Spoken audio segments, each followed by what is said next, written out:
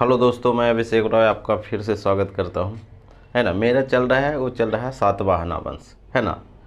और थोड़ा सा टाइम भी हो गया है तो उस चीज़ को थोड़ा सा रिवाइज करते हैं, ताकि आपका जो बैकग्राउंड बना था पहले 2-3 दिन पहले, हम उसको भरने की कोशिश करते हैं, जो गैप हो गया है या दिमाग से कुछ चीज़ें हट चुका है। हम बात किए थे कि जो सातवाहना जो वंश है ना, उसकी जो स्थापना हुई थी वो कर्ण वंश को मारकर, कर्ण वंश का जो अंतिम जो शासक था वो कौन था? सुशर्मा। और सुशर्मा की जो हत्या किया था सिमुक ने, है ना। और सिमुक जब हत्या किया तो उसी से क्या हुआ कि जो सातवाहना है, सातवाहना वंश की स्थापना हुई। और सातवाहना का जो टाइम है, जो जगह है वो ये था, जो विंध्यान पर्वत है, ये जो विंध्य पर्वत है, विंध्य,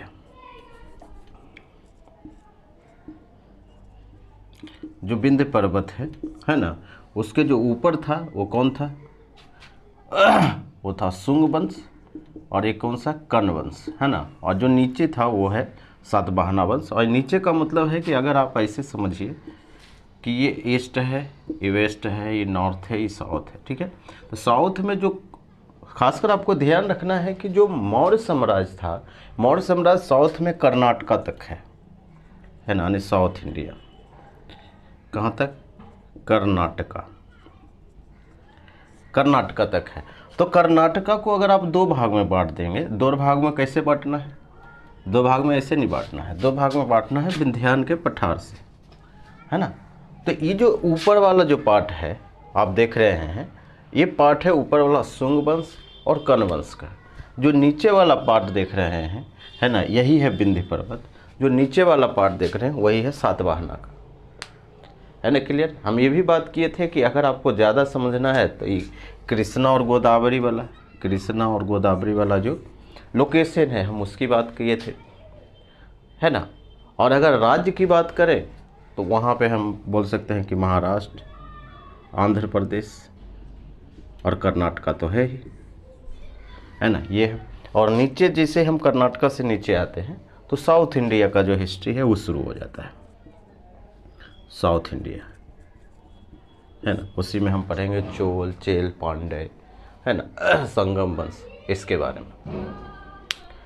तो ये सब तो हम सारी चीज़ें कर चुके हैं, है ना। हम ये भी पढ़े कि जानकारी का स्रोत कहाँ से होता है ना। हम ये भी पढ़े कि इसका जो साहित्यिक जो है प्राकृत भाषा है और कौन सा ब्राह्मी भाषा, जो जनरली आप देखते हैं कि जो मौर्य साम्राज्य की जो भाषा है ना, या लिपि है वही है। क्योंकि हम ये पढ़ते हैं कि ये जो मौर्य साम्राज्य है, ये मान लीजिए ये मौर्य साम्राज्य है, तो ज़्यादातर जो है वो ब्राह्मी लिपि और प्राकृत भाषा में है। लेकिन जैसे जैसे हम इधर की ओर बढ़ते हैं, है ना, उत्तर पश्चिम की ओर, वैसे वैसे ही क्या होता है, खरोष्ठी लिपि, फिर अरमाइक लिपि, है ना, फिर यूनानी लिपि, इस सब चीज़ें मिलता है। तो ज़्यादातर ऐसे भी अशोक के टाइम में भी हम देखते हैं कि ये जो है ज़्यादातर जो है वो ब्राह्मी लिपि में है या ब्राह्मणी लिपि में, है ना। अब भाषा कौन सा है? प्राकृत भाषा। तो वही इसी का जो प्रभाव है ना। क्योंकि जो सातवाहना भी है वो मौर्य साम्राज्य से ही निकल कर आया है। जब मौर्य समझा कमज़ोर हो गया, कमज़ोर का मतलब है कि राजा कमज़ोर हो गया, तो जो दूसरा खास करके उसी का जो सेनापति है या उसी का जो सामंत है, सामंत क्या चीज़ें है हम इसमें पढ़ेंगे भी, है ना। और वही लोग उसको मार के क्या होता है कि एक अपना अपना जो है राज्य या अपना अपना जो साम्राज्य है वो स्थापित कर लेता है ना। सातवाहना में हम ये भी पढ़े थे कि एक तो इसकी जानकारी हमें नानक घाट से मिलते हैं, फिर हम सिक्कों के बारे में पढ़े, है ना। तांबा का सिक्का या चांदी के सिक्कों को दोनों मिला के करसापन सिक्का बोलते थे, फिर सीसा का सिक्का है, पोटीन का सिक्का है ना। हम ये भी चीज़ें पढ़े, है ना। तो ये जो सारी बातें हैं हम ये बातें कर चुके हैं, जो बेसिक चीज़ें हैं। अब जो हम आगे पढ़ेंगे वो पढ़ेंगे महत्वपूर्ण राजाओं के बारे में, कि कौन सा राजे कौन सा काम किया है ना। उससे पहले आपको समझना आसान हो जाएगा कि जनरली हम पढ़ते थे कि जो मौर्य साम्राज्य है उसमें से बौद्ध धर्म का जो प्रचार है या बौद्ध धर्म का जो अस्तित्व है वो बहुत ज़्यादा था। ऐसे भी सातवाहना में समाज के बारे में पढ़ेंगे भी, है ना, कि इसका जो है सोसाइटी कैसा था, है ना। लेकिन अगर आपको थोड़ा सा समझना है, क्योंकि हम पढ़ रहे हैं यहाँ पे ब्राह्मण साम्राज्य, और ब्राह्मण साम्राज्य का मतलब होता है कि या तो सनातन धर्म या तो हिंदू धर्म, सब एक ही चीज़ है। तो सनातन धर्म और हिंदू धर्म जिसको मानता है वही लोग इस चीज़ को मानता है। इसलिए आपको समझना आसान हो जाएगा, क्योंकि ज़्यादातर लोग इंडिया में क्या है कि हिंदू धर्म को लोग मानने वाले हैं, तो हिंदू के जो भी देवी देवता हैं उसको ये लोग मानते हैं, उसको फॉलो करते हैं, है ना। तो ये भी जैसे आप मानते हैं राम को, वैसे ये भी मानते हैं। आप मानते हैं कृष्ण को, ये लोग भी मानते हैं। लेकिन दिक्कत यहाँ पर ये है कि जब राजा है और राजा ही सबसे ऊपर है, तो राजा कभी कभी क्या होता था कि अपने आप को जो है वो जो है ना भगवान के कंपेयर करके दिखाता है, या ऐसा फील करवाता है कि जो राजा का ये रोल रिलेशन में है, सॉरी मतलब जो भगवान का है वो रिलेशन में है, पारिवारिक मामला है ना। तो इस टाइप से भी दिखाया जाता है। इस टाइप से जैसे हम मेडिवल इंडिया पढ़ेंगे तो उसमें से, क्योंकि हमें समझना है वहाँ पे, क्योंकि ज़्यादातर मुस्लिम सत्ता रही है, चाहे मुग़ल हो, दिल्ली सल्तनत हो, तो वहाँ पर जो लोग राजा है वो राजा जो है जो मुस्लिम साम्राज्य में या मुस्लिम धर्म में जो लोग बड़े पद पर हैं, है ना, खलीफा की उपाधि ले लिया, है ना, तो इस टाइप की उपाधि वहाँ पर लिया जाता है। लेकिन यहाँ पे जो होता है वो ब्राह्मण साम्राज्य में आपको महाराजा धीराज इस सब की उपाधि लेता है ना। तो मेन बात वही है। तो हम ब्राह्मण साम्राज्य भी पढ़ रहे हैं, तो ये भी आपको ध्यान रखना है। क्लियर। अब हम शुरू करते हैं। सातवाहन वंश। सातवाहन वंश हम दो बातें कहे थे कि जब मगध सत्ता कमज़ोर हुई, ये मान लीजिए मगध है, तो मगध में जो इंटरनल जितना भी राजा है वो अपने आप को स्वतंत्र कर लिया है। क्लियर है। लेकिन जब मगध सत्ता कमज़ोर हुई तो एक चीज़ और हुआ। क्या चीज़ हुआ कि ये जो उत्तर पश्चिम वाला जो एरिया है, जहाँ से मैक्सिमम लोग इंडिया में क्या करते थे, हमला करते हैं, आक्रमण करते हैं, क्योंकि ये एरिया भारत से बहुत दूर है, भारत के सेंट्रल जो भूमि है उससे दूर है, तो इस चीज़ को मैनेज करना भी दिक्कत होता है। आप समझ रहे हैं। तो इस एरिया में भी क्या हुआ कि जो इन्वेजन है, फौरन जो आक्रमण है वो बढ़ा इस टाइम में। आप समझ रहे हैं। जैसा कि हम पढ़े थे कि बाह्य आक्रमण और आंतरिक आक्रमण दोनों हुआ। तो वो जो बाह्य और आंतरिक आक्रमण है इस टाइम में भी क्या है हम लोग को देखने के लिए मिलता है ना। तो वो चीज़ें भी हम पढ़ेंगे। तो इस चीज़ के लिए भी आपको समझ लेना है कि बाहर वाले लोग भी क्या हुआ कि हमला करना शुरू कर दिया, क्योंकि अशोक और चंद्रगुप्त मौर्य के टाइम में ये सब चीज़ें नहीं हो रहा था, क्योंकि ये लोग काफ़ी स्ट्रॉन्ग राजा है, शक्तिशाली राजा था। तो लेकिन इस टाइम में हम देखते हैं कि हाँ कुछ इन्वेजन होता है, और वो कौन सा है उसी को हम पढ़ेंगे, आगे पढ़ेंगे भी इसके बाद कि जो मौर्योत्तर काल में जो विदेशी आक्रमण हुआ है वो कौन कौन हुआ, उसी में हम पढ़ेंगे। कुषाण के बारे में, कनिष्क के बारे में, शक के बारे में, है ना। तो ये जो सारा राजा है वो भी है। तो दोनों हुआ है ना, ये चीज़ें हम पढ़ रहे हैं, आंतरिक भी और दूसरा क्या हुआ बाह्य आक्रमण है। क्लियर। आक्रमण है ना। तो ये चीज़ें आपको ध्यान रखना है। अब हम इस पे आते हैं। राजा उतना इम्पोर्टेंट इसमें ज़्यादा है नहीं, एक्चुअल में आपको ये समझना है। इसका सबसे महत्वपूर्ण चीज़ है कि लोकेशन आपको पता होना चाहिए। सातवाहन में जो सबसे पहला राजा है, प्रथम योग्य शासक, ऑब्वियसली बात है, संस्थापक हम बात कर लिए थे कि सिमुख है ना। और इसकी जो राजधानी है वो महाराष्ट्र है, प्रतिष्ठान या पैठन, औरंगाबाद जिले में। वो है सातकर्णी प्रथम। अब आपके दिमाग में सीधा समझना है कि जो सातकर्णी प्रथम है, पहला जो है उसको बोलते हैं ना योग्य शासक, है ना, यानी इसका जो है फर्स्ट योग्य शासक, एक तो ये है। और ऑब्वियसली बात है ये कौन सा धर्म मानता है, ब्राह्मण धर्म, ब्राह्मण धर्म, है ना। तो ये भी चीज़ें आपको समझना है। तो यदि ये ब्राह्मण धर्म मानता है, और अगर 138 साल से बौद्ध धर्म का क्या हुआ था, क्या हुआ, बौद्ध धर्म ही चल रहा था अशोक के टाइम में, है ना, या मौर्य में जितना भी राजा है। अब यहाँ पे क्या है कि जो ब्राह्मण धर्म है उसका जो अस्तित्व है वो क्या हुआ था, कम हो गया था, उसका जो पावर है कम हो गया था। ब्राह्मण धर्म को ये लोग भी क्या हुआ कि आगे बढ़ाने की कोशिश किया, जो ब्राह्मण धर्म थोड़ा सा फीका पड़ गया था, है ना। तो ये लोग उसके लिए क्या करते हैं, ब्राह्मण धर्म में क्या करते हैं, वो करते हैं यज्ञ। और यज्ञ में कौन कौन सा यज्ञ होता है, एक होता है अश्वमेध यज्ञ, अश्वमेध यज्ञ, और दूसरा कौन सा है, राजसूय यज्ञ, है ना। यानी इस टाइप से यज्ञ होता है और बहुत बड़ा बड़ा यज्ञ होता है ना। और जब यज्ञ होता है तो दान भी दिया जाता है, और दान किसको देंगे, जो यज्ञ करवाता है। और यज्ञ कौन करवाता है, पंडित लोग करवाते हैं, है ना। ये चीज़ें हैं। तो ये सब भी बढ़ा, बहुत बढ़ा। आगे हम पढ़ेंगे भी कि दान में क्या चीज़ दिया जाता है ना। जैसे कि हम पढ़े थे कि उत्तर वैदिक काल में क्या दिया जाता था, उत्तर वैदिक काल में दिया जाता था गाय, पशु, है ना। दास दिया जाता था कि दे दिया 10 को दास, घर का काम करवा रहा है। दास का बेसिकली मतलब है नौकर। यहाँ पे जो दिया जाता है वो दिया जाता था ज़मीन, सैलरी में, दान में, ये सब ज़मीन दिया जाता था। हम आगे पढ़ेंगे भी जब सामाजिक व्यवस्था इसका पढ़ेंगे। लेकिन ये चीज़ें बढ़ा, है ना, इस टाइम में, क्योंकि हम ब्राह्मण साम्राज्य पढ़ रहे हैं। आपके दिमाग में ब्राह्मणों वाली बात, आप जो हिंदू धर्म है उस हिसाब से अगर आप राजा रहते तो क्या क्या चीज़ें करते। जब आपका धर्म जो होता है ना, अभी जो लोग बोलते हैं ना खतरे में है या आपका धर्म कमज़ोर पड़ रहा हो, तो आप क्या करते। और इसलिए बात है कि उसको बढ़ाने की कोशिश करते। उसका पहला नंबर क्या है, प्रचार प्रसार करना, है ना। ये चीज़ें, यही चीज़ें वो जो सतकर्णी प्रथम है, ये चीज़ें वो करना शुरू किया। तीसरा चीज़ है कि जो फौरन आक्रमण हुआ था, विदेशी आक्रमण, उन्हें शक को हराया था। ये शक को हराया तो ये इम्पोर्टेंट हो जाता है। और ये शक है कहाँ से, और शक है ये विदेश से, फॉरेन से आया हुआ लोग। तो हम इसके बारे में डिटेल से पढ़ेंगे, इसके बाद ही पढ़ेंगे। तो थोड़ा सा अगर कन्फ्यूजन हो रहा है तो आपको इस पर दिमाग ही नहीं लगाना।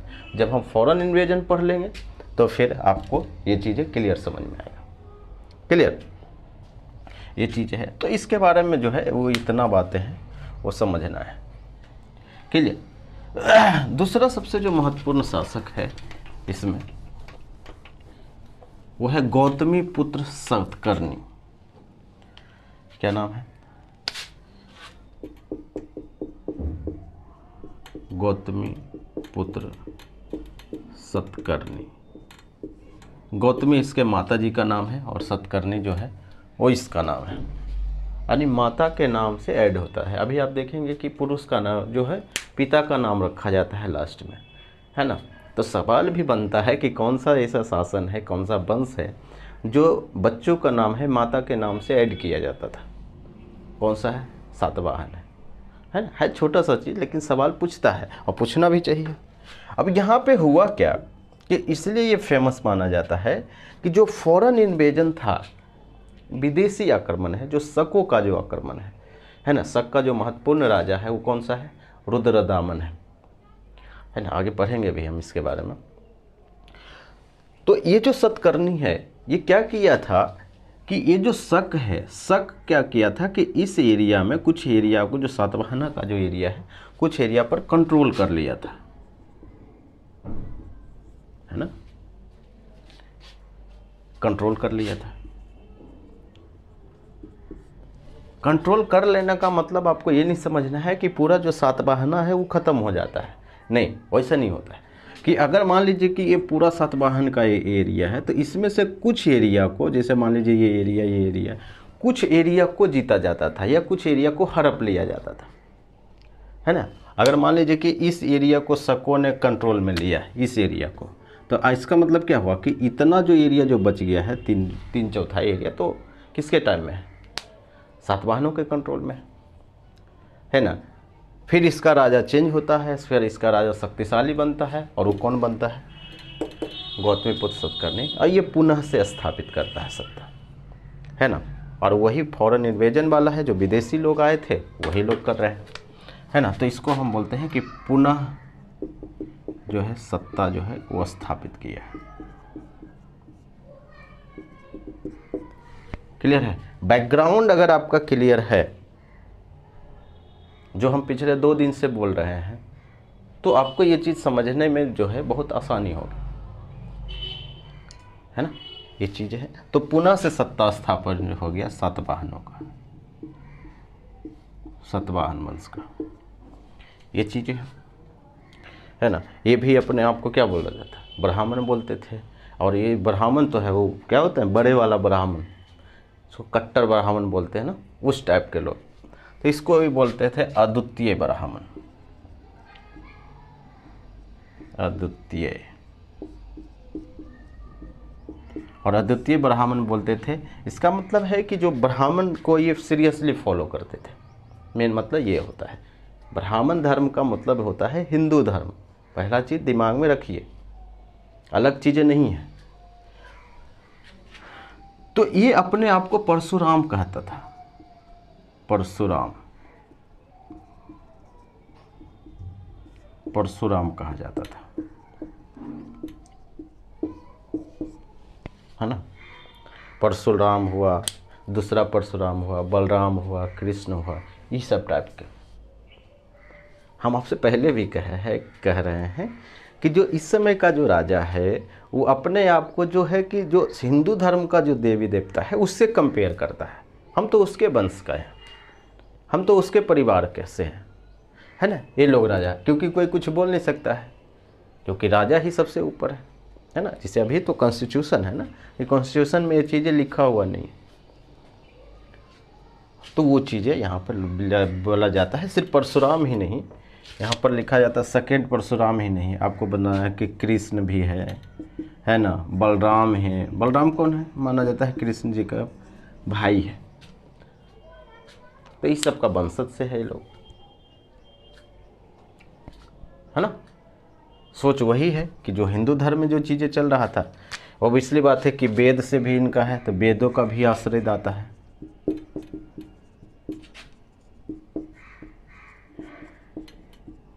वेद का आश्रयदाता का क्या मतलब है कि जो वेद है, जो हमारे यहाँ जो 4 वेद है, 4 वेद कौन कौन सा, अजुर्वेद, ऋग्वेद, सामवेद, अजुर्वेद, अथर्ववेद।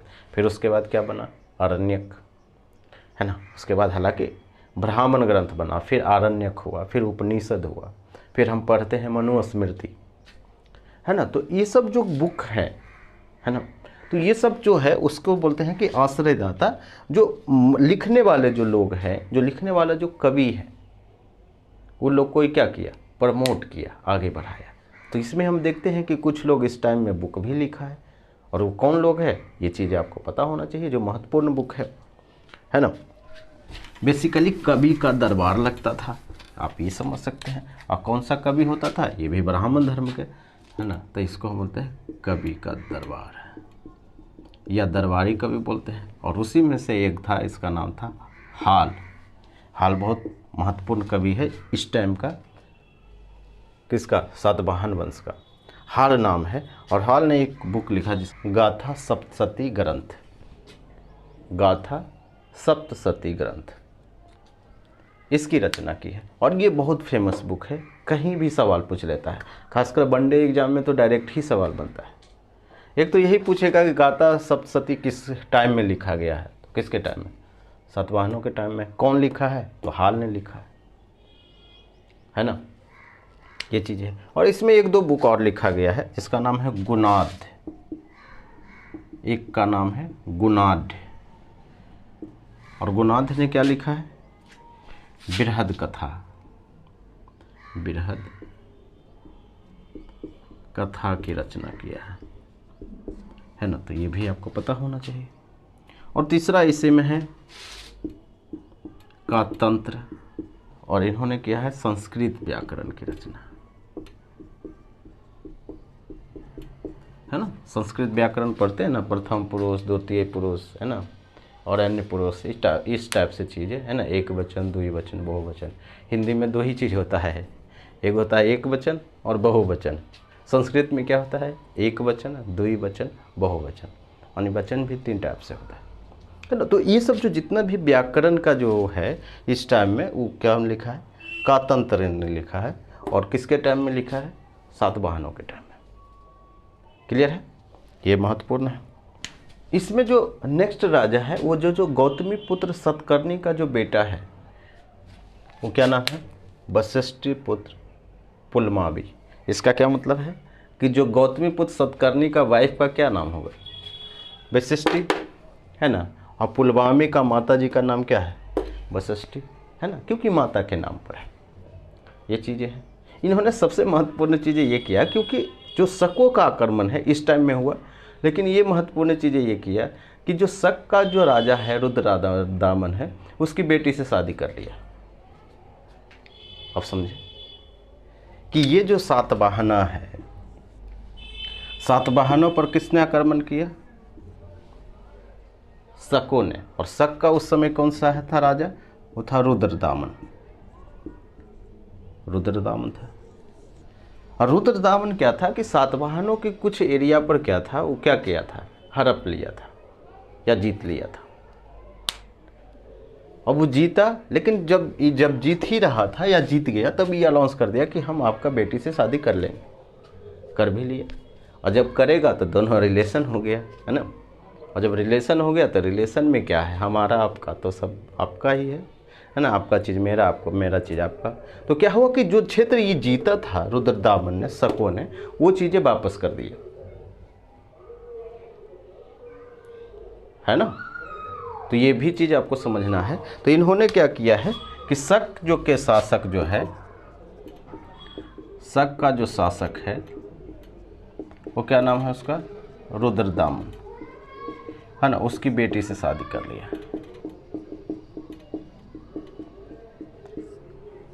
एक तो यही, ये महत्वपूर्ण भी है ना। तो ये भी चीज़ आपको समझना। और ये माना जाता है कि आंध्र प्रदेश का सम्राट,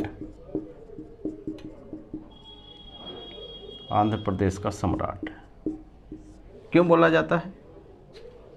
क्योंकि इसका जो एरिया है वो आंध्र प्रदेश तक भी है। वो बोला नहीं जाता था, अपने आप से बुलवा लेता था। आप समझ रहे हैं? बुलवाने का ये मतलब होता है कि जैसे ये है दरबारी कवि, ठीक है, राजा जी यहाँ बैठे हुए हैं, हम नीचे क्या है कि ये दरबार लगा हुआ है। कि अब थोड़ा सा समझिए, इसको समझना बहुत ज़रूरी है कि अगर राजा उस टाइम में होगा तो उसके पास क्या क्या काम हो सकता है ना। महत्वपूर्ण है, क्योंकि ये चीज़ें समझना ज़रूरी है। एक काम हो सकता है कि आपको या तो दूसरे को ज़मीन हड़पना है, आक्रमण, दूसरे को लेना है ना। अगर ए राजा है तो क्या होगा कि बी राजा को आपको क्या करना है कि युद्ध करना है।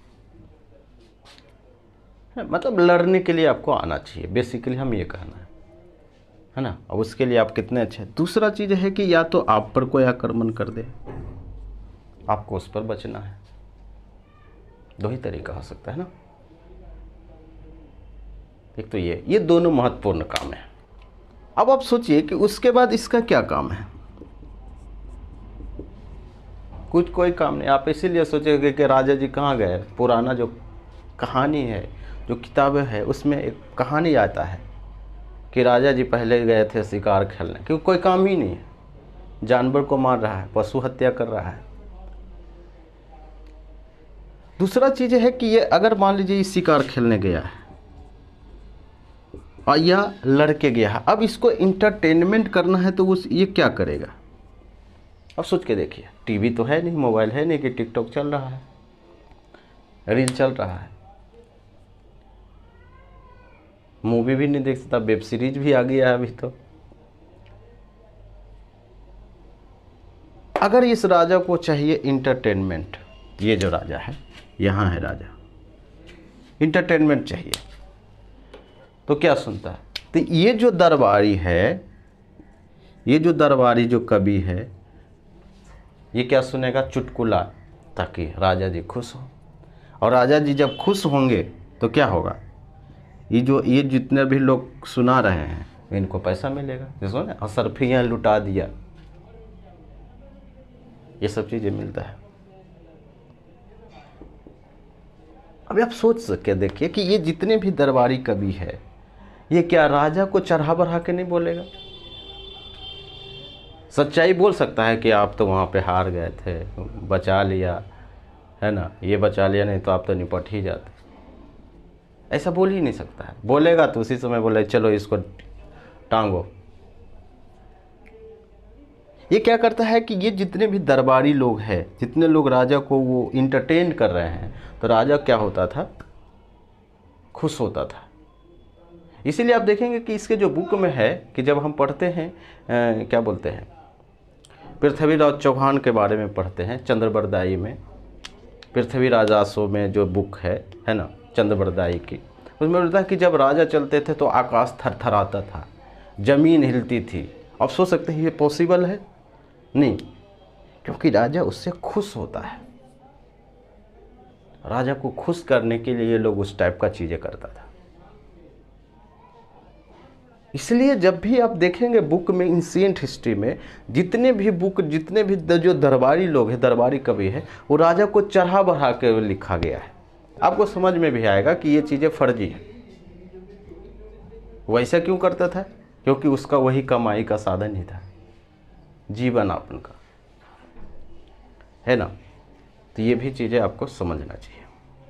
क्लियर? इसलिए जब भी लगे कि आपके दिमाग में कन्फ्यूजन है, तो राजा का एक ही काम है, ये लोग दरबारी का, राजा को खुश करना, राजा को बेवकूफ़ बनाते रहना है। अरे आप तो गजब है, आपके जैसा तो राजा कहीं दिखा कहाँ है, आप देवता के अवतार हैं, भगवान के बाद आप ही 2 नंबर पर हैं, इस टाइप की बातें। और उसी में राजा खुश होता है। तो वो चीज़ें, तो इसीलिए जो ये जो सम्राट का जो आक्रमण है, जो सम्राट बोला जाता था, इसीलिए अरे आप तो आंध्र प्रदेश में ऐसा, तो आपके जैसा कोई राजा ही नहीं हुआ, वो चीज़ें, ठीक है। और इसी को बोलता है दक्षिणा का पथ परमेश्वर, दक्षिण का पथ परमेश्वर, है ना। ये भी बात है। पथ परमेश्वर का क्या मतलब है कि आप ही रास्ता दिखा रहे हैं सबको। तो ये चीज़ें, तो ये कुछ महत्वपूर्ण चीज़ें हैं। और ऐसा माना जाता है कि जो दक्षिणा का पथ परमेश्वर अगर ऑप्शन आ जाए, तो आपको जनरली अगर सातवाहना आ जाएगा पूरे, है ना, सातवाहना का कोई भी राजा आ जाएगा तो मार देना है। लेकिन सातवाहना में ही अगर ऑप्शन दिया तो आपको क्या मारना है? वशिष्ठी पुत्र पुलमामी। क्लियर? जैसे ऑप्शन में आ गया, हम क्या पढ़ें, गौतमी पुत्र सतकर्णी, है ना, या सतकर्णी प्रथम। तो अगर ये तीनों ऑप्शन आ गया तो आपको क्या मारना है? वशिष्ठी पुत्र पुलमामी। लेकिन कि दूसरा राजा आ गया है जो सातवाहना का नहीं है, तो पहला तो सातवाहना में जो भी राजा है उसमें मार देना है ना। ये चीज़ है। अंतिम महत्वपूर्ण शासक है ना, उसका नाम है यज्ञश्री सतकर्णी, या बोल सकते हैं कि अंतिम जो महत्वपूर्ण शासक है, अंतिम ये महत्वपूर्ण है ना, इम्पोर्टेंट है ना, लास्ट नहीं है, क्योंकि लास्ट के बारे में, इसके बारे में हमें जानना भी नहीं है ना। जो अंतिम जो महत्वपूर्ण शासक है वो कौन है? यज्ञश्री सतकर्णी। क्लियर? आज भर इतना ही रहने देते हैं, है ना। आगे हम इसका जो सामाजिक स्थिति है, धार्मिक स्थिति है, ये सब बारे में जो भी बातें आपको यहाँ पे समझ में नहीं आया, तो जब हम आगे पढ़ेंगे तो और जो डिटेल जो है, जो सोच है वो और बढ़ेगा। ठीक है, तो आज भर इतना ही। Thank you.